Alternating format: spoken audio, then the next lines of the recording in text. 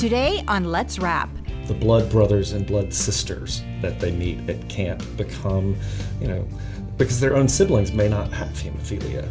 I think it prompts and inspires hope that was lost or forgotten. And I think we're remembering what that feels like. From summer camp to vacations, families are traveling again. Darin Hollingsworth shares how to approach the return to travel with gratitude.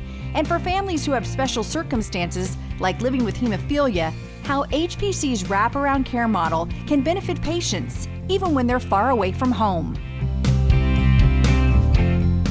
Today on HPC's Let's Wrap, we're talking again with Darin Hollingsworth. Darin, thank you so much for joining us today. It's great to be back in conversation with you. Well, and it's particularly great to be in person. We are actually recording at HPC in Memphis, Tennessee, and great to see you in person, Darin. It's wonderful. The return is finally happening, to be able to actually see people and do this kind of work together rather than entirely virtually. So it's great to be back. I think at times we all wondered when it might happen. I certainly did, because it is not my preference of working style at all. I would much prefer to be face-to-face when we can, and I'm really glad that we are. We've talked a lot with you about gratitude. It's sort of one of your areas of expertise and your coaching. And I think one of the areas that a lot of us are going to experience, maybe this summer for the first time in a couple of years, is travel, vacation. We're seeing families and individuals get back to that. What are you seeing? I'm definitely seeing it because I have a little side hustle of house and dog sitting. And so I enjoy it because it gives me time in a different venue with animals that I love, in addition to my own little dog. But I'm kind of booked for a lot of the summer, as much of the work that I can take on. And I think people are just happy to be able to get out and about, whether they're choosing a different way to travel or different kind of locations. But I've got friends doing it all, international travel and more domestic travel. I can certainly say when I was driving to Memphis, I saw a lot of RVs, and it seemed like a lot of traffic anyway. Mm-hmm. So definitely people getting out there again. I think we're definitely going to see more over-the-road travel, people who just don't want to spend the time in airports, the close proximity in airports, to have to mask for that long again. That was strange. My first air travel was only about a month ago, and it was odd for me, the whole experience of and I used to really anticipate air travel even for work with a lot of fun, but some people are just well on their way to enjoying a great summer vacation, and I think it lightens the air for all of us a little bit when people get time away. Self-care, we've talked about that some in some of our conversations, and self-care is so important. And we know that a lot of those traveling will be HPC families, and they really rely on that wraparound care all of the time. But I think particularly in teaching them how they can leave home, or maybe leave their nurse, and leave those infusion areas in which they may need to go a lot of the time. Well, I think there's this whole company provides such a family type care, and when you think of summer vacation, you think of family, and they have an extension of family in the nurses that have cared for them. But when they can really kind of go back to that family unit of parents and kids, that I think creates just a better summer for kids who have gone through a lot the past 2 years. So it'll be hopefully a fun summer for HPC families.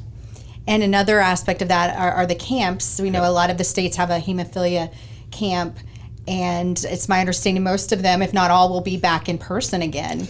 And I think that's going to give kids so much to be grateful for, and touching some of the things that we've talked about before too, creativity. At all the camps, there's a creative expression or an ability to explore that with other kids who have hemophilia. And so I think that's just that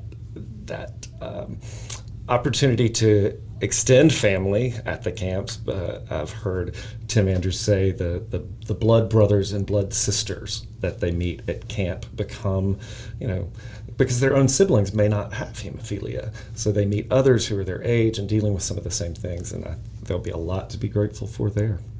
Creativity, always a big part of camp, but a big part of many people's lives. You talked about your own creativity and how you use that as an outlet.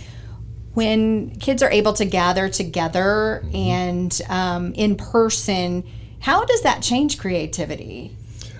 Well, I think it expands the opportunity for creativity, because what you see one kid being good at, you might be willing to try in that safe environment that you've never tried before, it may be something they do back home, but now you've met somebody that's more like you, and it could open up tons of windows for that affirmation of creative expression.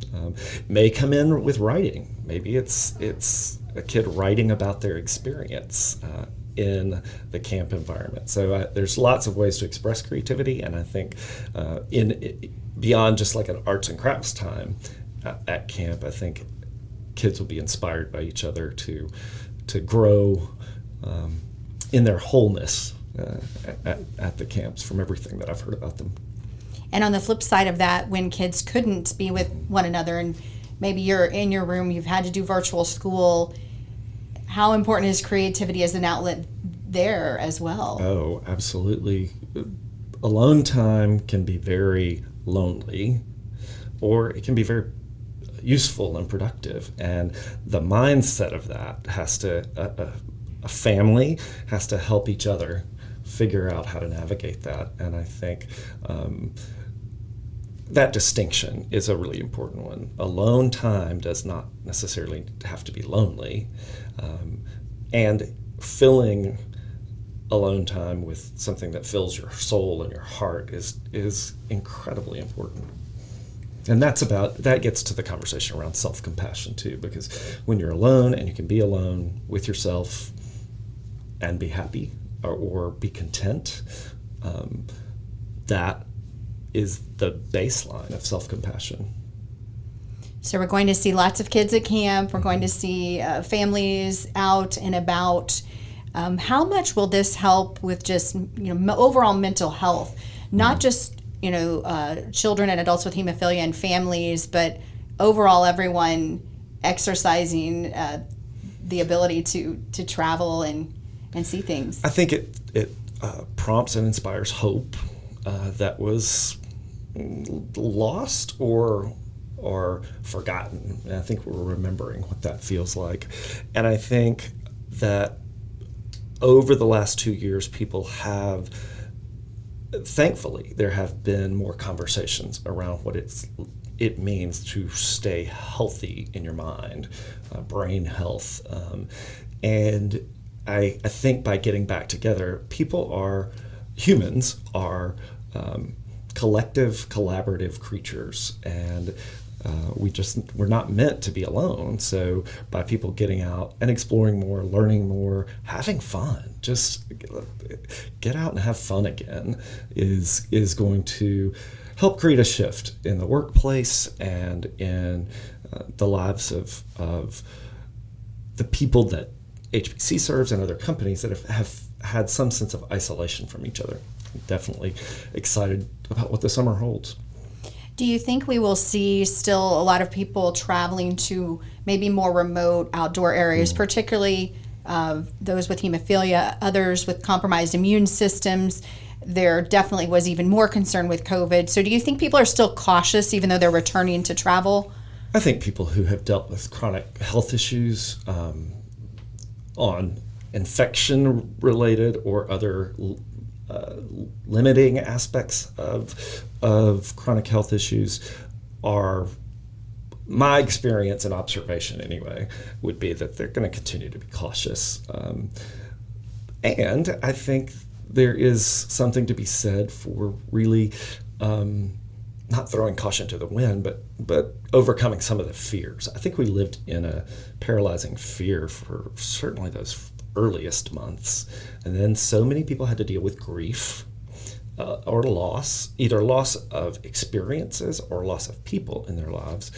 So coming back together, I think is going to absolutely enliven us and give us some new challenges, because a lot of people that I know now, like myself, who have been vaccinated and boosted, you still might get it, but it's not the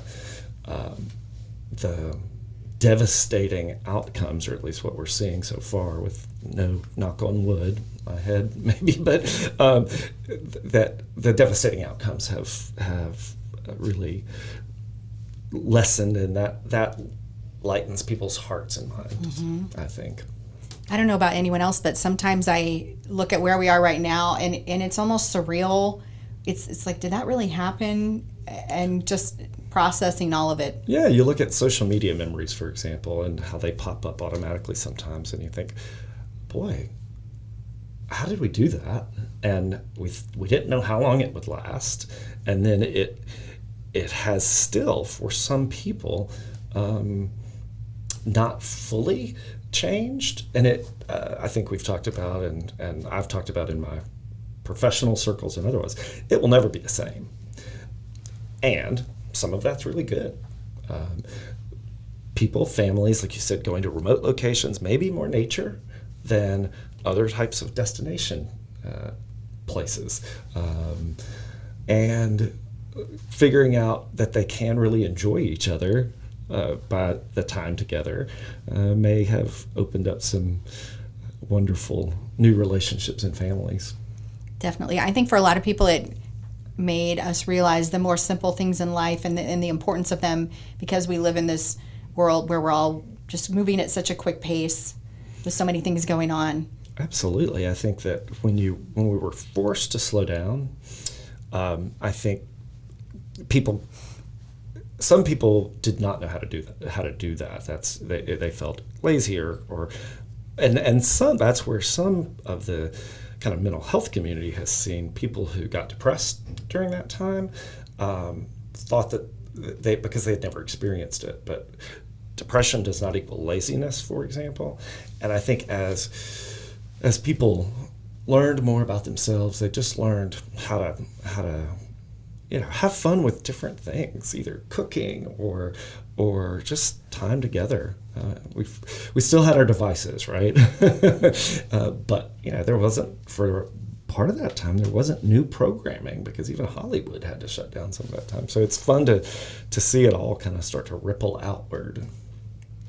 When we're traveling this summer, how do we maintain that maybe sense of gratitude? That's it's sort of a renewed sense of gratitude for travel and maybe gathering with family again. But how do we maintain that moving forward? It's conversations even like this, and just kind of being reminded, gratitude is not just for Thanksgiving, and having a practice. I find that everyone that I work with on a personal coaching level or in organizational culture, to kind of do this reset that a lot of organizations are having to do too, it's got to be maintained as a practice. It doesn't have to be a list.